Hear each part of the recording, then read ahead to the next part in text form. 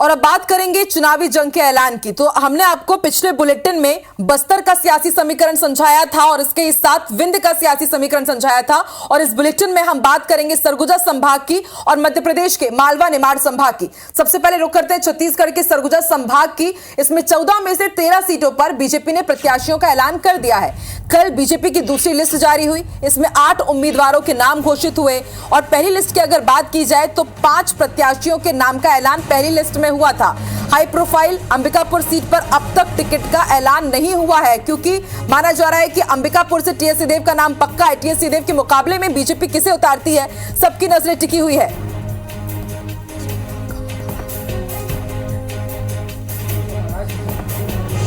तो छत्तीसगढ़ बीजेपी की दूसरी लिस्ट जारी हो चुकी है और दूसरी लिस्ट में भरतपुर सोनहत से यहां पर जिम्मेदारी सौंपी गई है रेणुका सिंह को। चुनावी मैदान पे आपको ये नजर आएंगी। रायगढ़ सांसद गोमती साय को पत्थलगांव से प्रत्याशी बनाया गया है और भाजपा ने नए के साथ पुराने चेहरों पर भी दांव खेला है, और यही कारण है कि जहां सीतापुर भटगांव के साथ ही प्रेमनगर जैसी सीटों पर नए प्रत्याशी मैदान पर है। पत्थलगांव से जिम्मेदारी गोमती साय को सौंपी गई है। चुनावी मैदान में गोमती साय होंगी पत्थलगांव से। कुनकुरी से विष्णुदेव साय आपको चुनावी मैदान में दिखेंगे। तो कई अनुभवी प्रत्याशी इस बार चुनावी मैदान पर हैं। छत्तीसगढ़ बीजेपी की दूसरी लिस्ट में जिन नामों का ऐलान हुआ है, इस वक्त आप टीवी स्क्रीन पर ग्राफिक्स के जरिए उनके नाम देख रहे हैं। भैयालाल राजवाड़े बैकुंठपुर से इस बार चुनावी मैदान पर, और जैसे ही इनके नामों का ऐलान हुआ बधाइयों का सिलसिला भी शुरू हो गया है। लेकिन इसके पीछे क्या सियासी समीकरण है वो भी हम आपको जरूर समझाएंगे।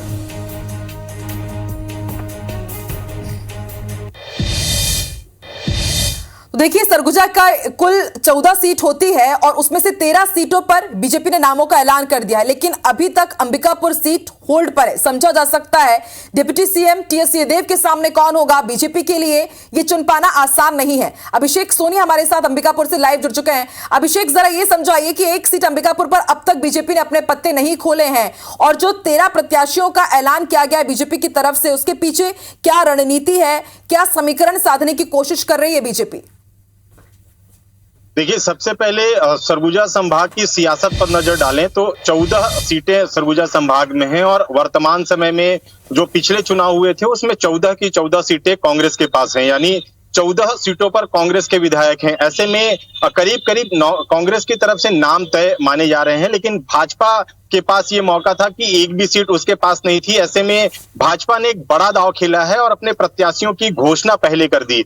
5 प्रत्याशी पहली सूची में घोषित किए गए थे, जबकि दूसरी सूची में 8 नामों में नाम तय किए गए हैं और प्रत्याशी मैदान में है। सबसे खास बात यह कि अंबिकापुर चूंकि बेहद हाई प्रोफाइल सीट है, यहाँ से उप मुख्यमंत्री टीएस सिंहदेव विधायक हैं, और ऐसे में भाजपा उनको शिकस्त देने के लिए किस तरह की रणनीति बना रही है और किस प्रत्याशी को मैदान में उतारेगी, इस पर विचार मंथन चल रहा है। लेकिन दूसरी सीटों पर नजर डालें तो सभी सीटों पर प्रत्याशी भाजपा ने घोषित कर दिए हैं, और सबसे दिलचस्प बात यह कि 13 नामों में से 6 नाम महिला प्रत्याशी के रूप में मैदान में हैं। ऐसे में महिला नेत्रियां जो हैं वो चुनावी रण में उतर चुकी हैं और एक तरह से भाजपा को जीत दिलाने के लिए लगातार वो अब कवायद करेंगी। सबसे पहला बड़ा नाम अगर बात करें तो रेणुका सिंह है, जो कि अभी सरगुजा की सांसद भी हैं, और उन्हें भाजपा ने भरतपुर विधानसभा क्षेत्र से मैदान में उतारा है। रेणुका सिंह पहले भी 2 बार विधायक रह चुकी हैं, मंत्री रह चुकी हैं, और जब मंत्री रहते वो कोरिया की प्रभारी मंत्री भी थी। ऐसे में एक बड़ा दांव जो भाजपा ने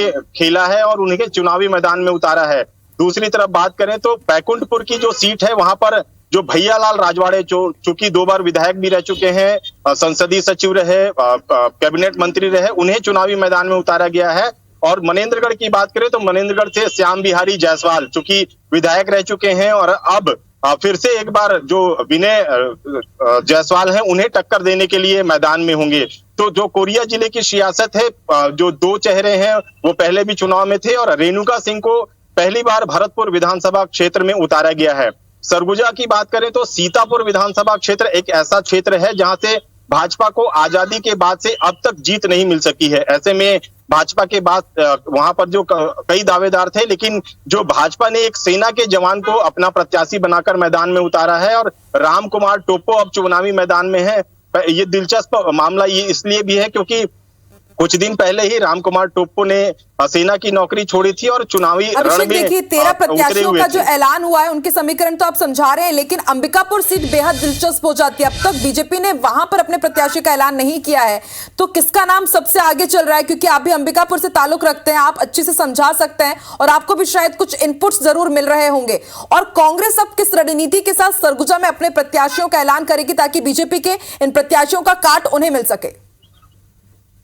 देखिए, आपने बिल्कुल ठीक सवाल किया कि जो अंबिकापुर विधानसभा की जो सीट है वो बेहद दिलचस्प इसलिए भी है कि यहाँ 3 चुनाव हुए हैं और तीनों चुनाव में जो टीएस सिंहदेव हैं वो विधायक बन के आए हैं और अब वो जो उप मुख्यमंत्री भी हैं। ऐसे में भाजपा किस उम्मीदवार को यहाँ पर चुनावी मैदान में उतारेगी, इसको लेकर तमाम कवायदे चल रही हैं। जो नामों की बात करें उसमें आलोक दुबे का नाम है जो कि पार्षद हैं, राजेश अग्रवाल हैं वो नगर पंचायत के जो लखनपुर है वहां के अध्यक्ष रह चुके हैं। इसके अलावा अनिल सिंह मेजर और जो कमल भान है जो कि पूर्व सांसद रह चुके हैं, उनके नामों पर भी भाजपा विचार कर रही है। लेकिन फाइनल प्रत्याशी कौन होगा ये तो घोषणा के बाद ही होगा। भाजपा की रणनीति ये है कि जिस तरह से टीएस सिंहदेव एक बड़े नेता हैं, ऐसे में उनका काट क्या खोजेगी भाजपा, जातिगत समीकरण हो, संगठन में बेहतर पैठ रखने वाला व्यक्ति हो और सीधे तौर पे कांग्रेस को टक्कर दे सके। ऐसे में भाजपा तमाम नामों पर चर्चा कर रही है। और दूसरी तरफ बात करें तो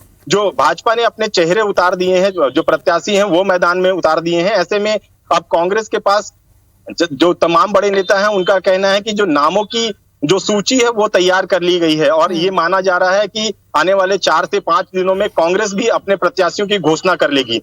सरगुजा संभाग की बात करें तो वर्तमान में सभी जो सीटों पर उनके विधायक हैं, ऐसे में ये माना जा रहा है कि करीब करीब नाम तय होंगे। कुछ नामों पर दूसरे नामों पर भी विचार किया जा सकता है, लेकिन जो विधायक हैं वो मैदान में होंगे और उसके आधार पर ही जो बिल्कुल अभिषेक, सबकी नजरें टिकी हुई है कांग्रेस की पहली लिस्ट पर कि आखिर सरगुजा संभाग से कांग्रेस इस बार किसे मौका देती है। और इसके साथ ही बीजेपी ने जो अपना एक पत्ता नहीं खोला अंबिकापुर सीट का, देखते हैं कब तक वो पत्ता सामने रखती है। बहुत बहुत शुक्रिया अभिषेक, पूरा समीकरण सरगुजा का हमें समझाने के लिए।